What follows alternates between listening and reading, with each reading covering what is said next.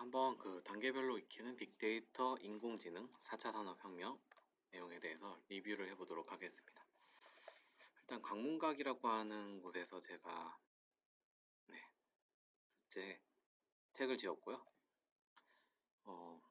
머릿말 같은 경우는 내용 자체가 실제 여기에서 왜 이렇게 썼느냐, 중요한 포인트는 빅데이터 인공지능에 최대한 비전공자들조차도 어렵게만 생각을 하는데 통계도 많이 알아야 되고, 하지만 그런 부분들이 아니라 단계별로 하나씩 하나씩 프로그래밍하고 친해지면서 데이터랑도 친해지고, 이렇게 하다 보면은 어느 순간 내가 데이터를 조작할 수 있게 만드는 게 이 책이 어떻게 보면은 포인트입니다.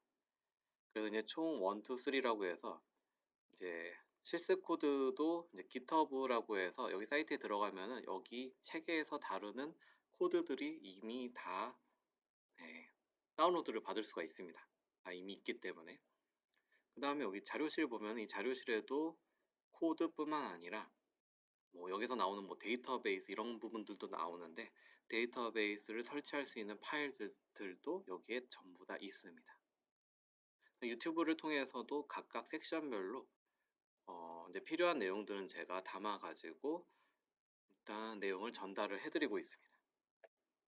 목차를 한번 볼 건데요. 목차 같은 경우는 처음에 기초편, 기본편 이런 식으로 이제 들어가게 됩니다. 기초편 같은 경우는 가장 먼저 빅데이터의 개요인 파이썬 프로그래밍이라고 해서 파이썬에 대해서 한번 파이썬 뭐지? 전혀 모르는 사람도 있을 거예요. 결국 우리가 실제 데이터랑 대화를 하려면 언어가 필요한데, 그 언어가 실제 파이썬 프로그래밍 언어라는 거예요. 우리가 영어 이런 거 배우듯이 프로그래밍 기술 하나를 배우는 거죠. 그래서 빅데이터의 기술, 그 다음에 빅데이터의 사례 분석, 왜 어떤 부분에서 이제 실제로 이제 활용이 되는지, 그 다음에 빅데이터 분석은 어떻게 하는지, 그리고 최종적으로는 파이썬 개발 환경을 구축을 해가지고 내가 이 PC, 노트북은 하나가 필요합니다. 데스크탑이든 내 PC 안에다가 파이썬을 구축을 해보는 거죠. 그러면 이제 거기에서 내가 데이터 CSV 파일이 되든 어떤 데이터를 가지고 뭔가 대화를 하면서 새로운 의미를 찾아갈 수가 있게 되는 거죠. 그 다음에 이제 파이썬 기초 다지기 편이 되는 거예요. 파이썬 기초 다지기 편이라고 하면은 여기에서 이제 파이썬 언어에서 사용하는 자료형, 그 다음에 파이썬 라이브러리 설치하기, 그 다음에 핵심 문법 이런 것들을 다루게 되는데, 이 파이썬 기초 다지기 세션에서는 주의할 점이 내가 실제로 언어를 써야 되는데 어떤 언어들을 내가 써야 되느냐, 수, 문자, 리스트, 튜플, 딕셔너리 이런 걸 통해서 내가 실제 파이썬이랑 대화를 하게 되는 거예요. 그 다음에 파이썬의 가장 큰 장점은 라이브러리를 설치해서 사용을 하는 거예요. 그냥 내가 처음부터 끝까지 전부 다 개발하는 게 아니라 이미 잘 개발되어 있는 라이브러리를 내가 도서관에서 하나 빌리듯이 웹에서 다운로드 받아가지고 바로 프로그래밍을 할 수가 있게 되는 거죠. 그다음 파이썬 핵심 문법에서는 실제 내가 그 파이썬이랑 이렇게 데이터를 가지고 대화를 하는데 뭔가 계속 반복적인 코딩이 있고, 실제 내가 어떤 그 조건에 따라서는 피해가야 되고 이런 부분들이 있는데, 그런 거를 문법이라고 합니다. 그래서 파이썬 핵심 문법에서 내가 실제로 코딩을 함에 있어서 내가 계속 힘들게 막 100줄을 짜야 되는 코드를 실제로 한 두세 줄만 해도 끝내고, 실제 내가 어떤 부분은 피해간다, 그런 부분들이 있으면 그런 부분들을 피해가는 방법에 대해서 다뤄보도록 할 겁니다.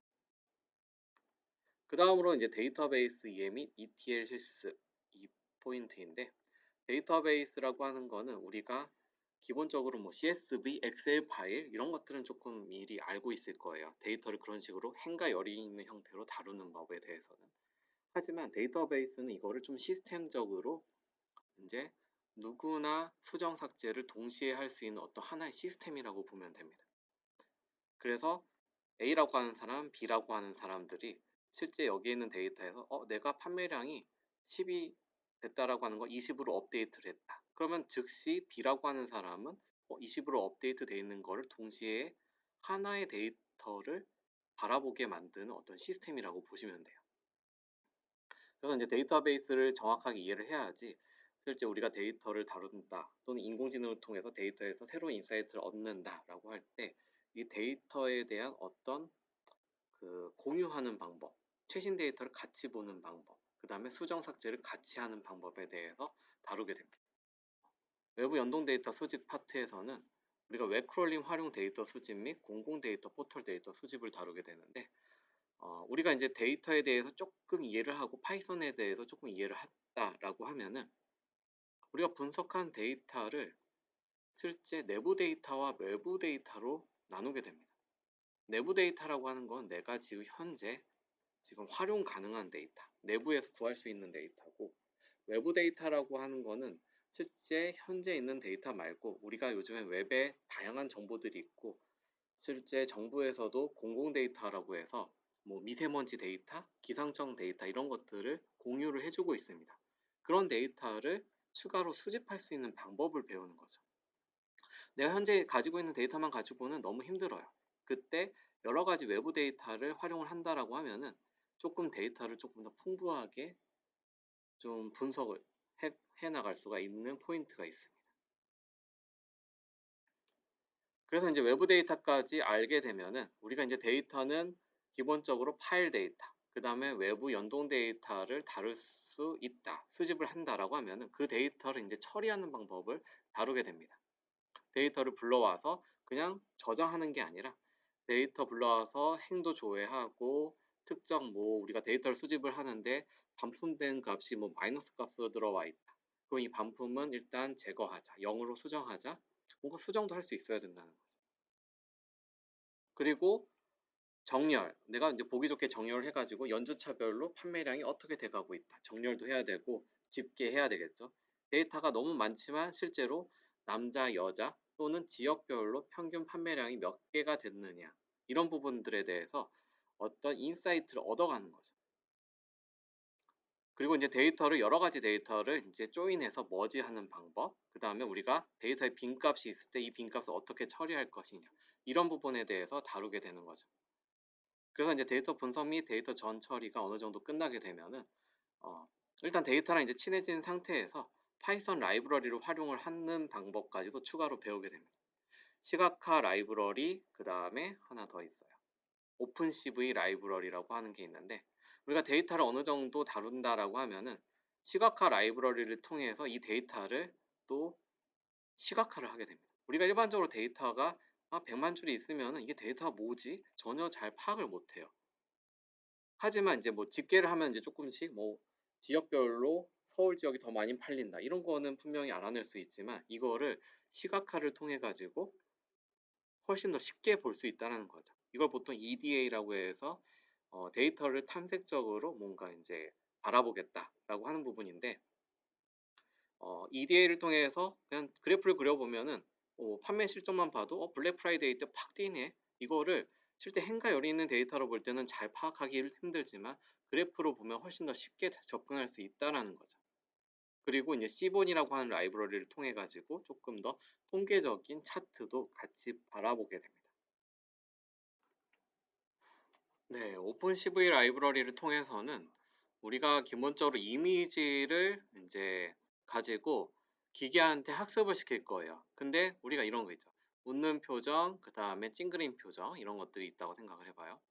근데 이렇게 이런 이미지들을 우리가 사진을 찍고 나서 얘를 그냥 바로 학습을 시키는 게 아니라 이 이미지에서 정말 필요한 요소만 이제 데이터를 전 처리를 해가지고 기계를 학습을 시켜야지 기계가 뭐 굳이 내가 이렇게 웃는 표정, 화난 표정만 알아야 되는데 실제 뭐 컬러가 굳이 필요하지 않는 경우도 있을 거거든요. 또는 이미지가 너무 큰데 이 이미지가 큰 게 다 필요하지 않고 이미지가 최소한으로 내가 저런 특징들을 추출할 수 있을 정도의 이미지 크기만 있어도 상관이 없다라는 거예요. 그래서 이런 이미지들을 불러와서 내가 기계한테 잘 학습시킬 수 있도록 찡그린 표정, 웃는 표정 뭐 이런 것들을 학습시킬 수 있도록 이미지를 조작하는 방법을 이제 배우게 됩니다. 그다음 이제 유형별로 실습하는 머신러닝 이 파트에서는 맨 마지막으로 이제 데이터를 내가 조작하는데 어떻게 보면은 자신감을 자신감을 갖고 그 다음에 차트로도 보여줄 수 있고 이미지도 좀 다룰 수 있다. 라고 하면은 다음으로는 기계한테 일을 시키는 거예요. 그냥 일반적으로 데이터 전처리만 정확하게 해도 이 데이터를 가지고 내 아이디어로 전부 다 뭐 녹여낼 수는 있어요. 하지만 우리가 전부 다 이거를 로직으로 짠다라고 하면은 너무 많은 시간과 그 사람이 필요하다라는 거죠. 그래서 기계한테 네가 실제로 과거의 데이터를 보니까 한 30% 할인할 때는 100 개가 팔렸어. 그리고 50% 할인할 때는 뭐 150 개가 팔렸어. 이런 식으로 뭔가 데이터에 대해서 과거 실적 데이터를 주면은 이걸 다 로직으로 짜는 게 아니라 미래를 예측할 때 미래에 내가 A라고 하는 상품이 30%를 할인했네. 그러면은 과거에 학습했을 때 뭐 100 개가 팔렸다라고 예측할 수가 있게 되는 거죠. 뭐 실제 30% 할인했을 때 100 개가 아니라 여러 개의 데이터셋이 더 있다라고 하면 그거에 뭐 평균으로 예측을 한다든가 이런 이제 기계한테 과거 데이터를 학습을 시켜서 미래에 그 어떤 요인이 딱 맞아떨어지면은 거기에 맞춰서 예측을 해 주는 거를 기계한테 시켜 버릴 수가 있다라는 거죠. 그래서 인제 이런 지도 학습 방법 그다음 비지도 학습으로 기계에다가 비슷한 특징이 인제 있는 애들한테는 그 집단 분류로 구분을 시키는 부분까지 해서 인제 머신러닝을 크게 지도 학습, 비지도 학습으로 해서 터치를 하게 됩니다. 이번 책에서는 여기까지 인제 데이터에 기본적으로 인제 설치하는 방법부터 데이터에 대한 내부 데이터, 외부 데이터에 대한 이해, 그리고 실제 데이터를 분석하고 실제 데이터에서 인사이트를 얻기 위해서 시각화하는 방법, 그다음에 조작하는 방법, 이미지를.